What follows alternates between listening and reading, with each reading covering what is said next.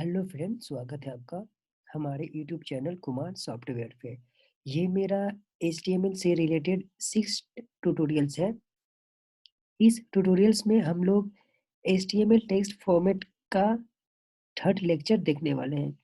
तो आइए देखते हैं कि इसमें हम लोग क्या-क्या देखने वाले हैं।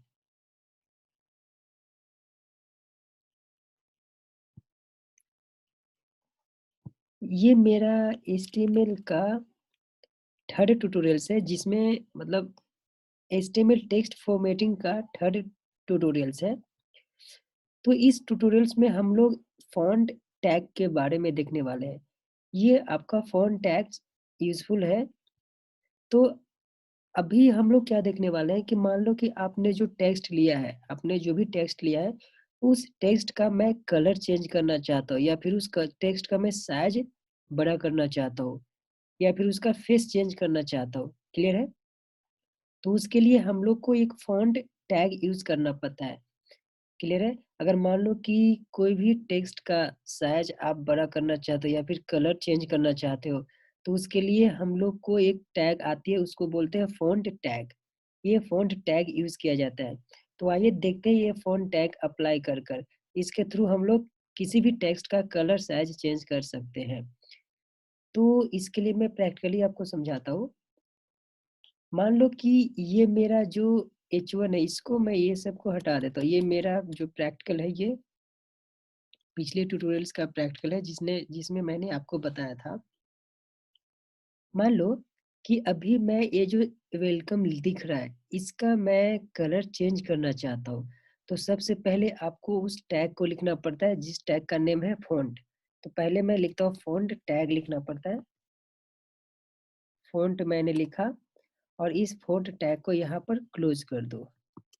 यहाँ पर मैंने फ़ॉन्ट को क्लोज़ किया। अब मुझे इस जो फ़ॉन्ट टैग है, इसके अंदर में मुझे स्पेस देना है और कलर लिखना है। कलर इक्वल टू, और आप यहाँ पर जो कलर चेंज करना चाहते हो वो कलर यहाँ पर आप लिख सकते हो।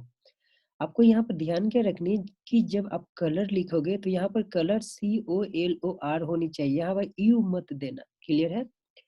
तो पहले फ़ॉन्ट टैग लिखना पड़ता है। फ़ॉन्ट टैग को ओपन किया और यहाँ पर क्लोज़ किया, और इसके अंदर में कलर मैं ये अभी यूज़ करने जा रहा हूँ, कलर चेंज करने जा रहा हूँ, तो कलर लिखना। और यहाँ पर मान लो कि ये जो वेलकम है, इसका कलर मैं रेड करना चाहता हूँ, तो यहाँ पर आप लिखोगे रेड। क्लियर है?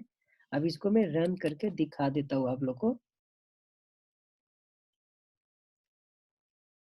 देखो, ये मेरा जो H1 था, इसका कलर चेंज हो चुका है, वेलकम रेड हो चुका है। अगर मैं इसको ग्रीन करना चाहता हूँ तो आप ग्रीन कर सकते हो। देखो, ये मेरा कलर ग्रीन हो चुका है। क्लियर है? तो अभी आपने क्या देखा कि ये जो फ़ॉन्ट टैग है, इस फ़ॉन्ट टैग के थ्रू आप कलर यूज़ चेंज कर सकते हो अपने टेक्स्ट का। तो हम किसी भी टेक्स्ट का कलर चेंज कर सकते हैं, इसके लिए आपको फ़ॉन्ट टैग यूज़ करना पड़ेगा। तो फ़ॉन्ट टैग में हमने पहला देखा कलर, अब हम देखते हैं इसका साइज़। तो इसी पे मैं सेकंड साइज़ अप्लाई करने जा रहा हूँ। मान लो कि ये जो मेरा वेलकम है, इसका मैं साइज़ बड़ा या छोटा करना चाहता हूँ। तो इसके लिए आपका आता है, उस टैग का नेम होता है साइज़। यहाँ पर मैं साइज़ लिखूँगा। तो यहाँ पर मैं आप लोग को एक बात बताना चाहूँगा कि साइज़ 7 तरह के होते हैं, 7 प्रकार के होते हैं। जैसे आपने हेडिंग में पढ़ा था, हेडिंग आपका 6 तरह के होते हैं, 6 टाइप्स के होते हैं। वैसे ही साइज़ आपका 7 टाइप्स के होते हैं, मतलब 7 प्रकार के होते हैं। तो यहाँ पर आपका जो 7 है, वो आपका सबसे बड़ा रिप्रेज़ेंट करता है कि अगर आपका साइज़ 1 दिया, तो ये आपका साइज़ सबसे छोटा हो जाएगा। सपोज़ यहाँ पर मैंने 1 दिया। अब देखो इसका जो वेलकम था कितना छोटा हो चुका, बहुत छोटा हो गया साइज़।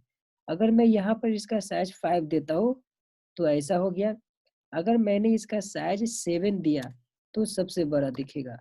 देखो 7 इतना बड़ा दिखेगा। तो आपको ध्यान क्या रखनी कि साइज़ आपका टोटल 7 ही होता है, 1, 2, 3, 4, 5, 6, 7, जिसमें से 7 आपका सबसे बड़ा होता है। क्लियर है? वैसे ही आपका एक फेस होता है। फेस का मतलब क्या होता है? अब फेस मैं यहाँ पर अप्लाई करके दिखा देता हूँ। ये H3 है, इस पे अप्लाई करके दिखाता हूँ। तो सबसे पहले आपको फ़ॉन्ट टैग लिखना पड़ेगा। फ़ॉन्ट लिखा और इस फ़ॉन्ट टैग को क्लोज़ कर दो। अब इसके अंदर में मैं लिखता हूँ फेस। फेस इक्वल टू, अब फेस के अंदर में क्या लिखना पड़ता है, जैसे आपका बहुत सारे ये होता है, जैसे इटालियन टाइप का साइज होता है उस टाइप का, तो मैं यहाँ एरियल लिख देता हूँ। एरियल जैसे ही मैंने लिखा तो एच थ्री जो मेरा था, देखो एच थ्री, ये आपका एच वन था, एच टू था, ये एच टू था और ये आपका एच थ्री। देखो इसका साइज ऐसा हो चुका है एच थ्री का। क्लियर है? अब मैं यहाँ पर मान लो कि वंदना लिखता हूँ,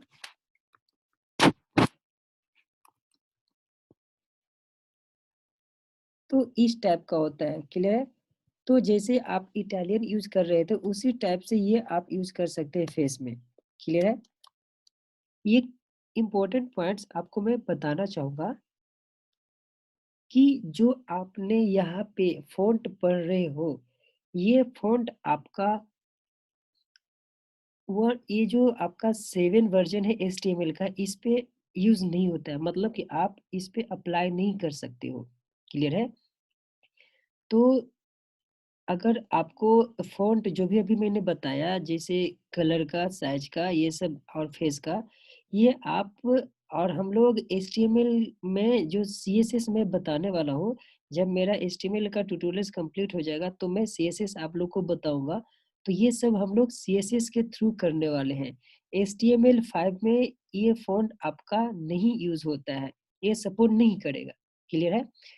तो सपोर्ट कर भी सकता है, लेकिन क्या होता है कि सभी डेवलपर अब क्या कर रहे हैं कि सीएसएस के अंदर में यूज़ करते हैं ये सब।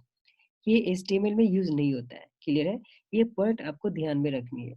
आई होप कि अभी तक ये जो मैंने बताया आपको समझ में आ चुका होगा। Thank you.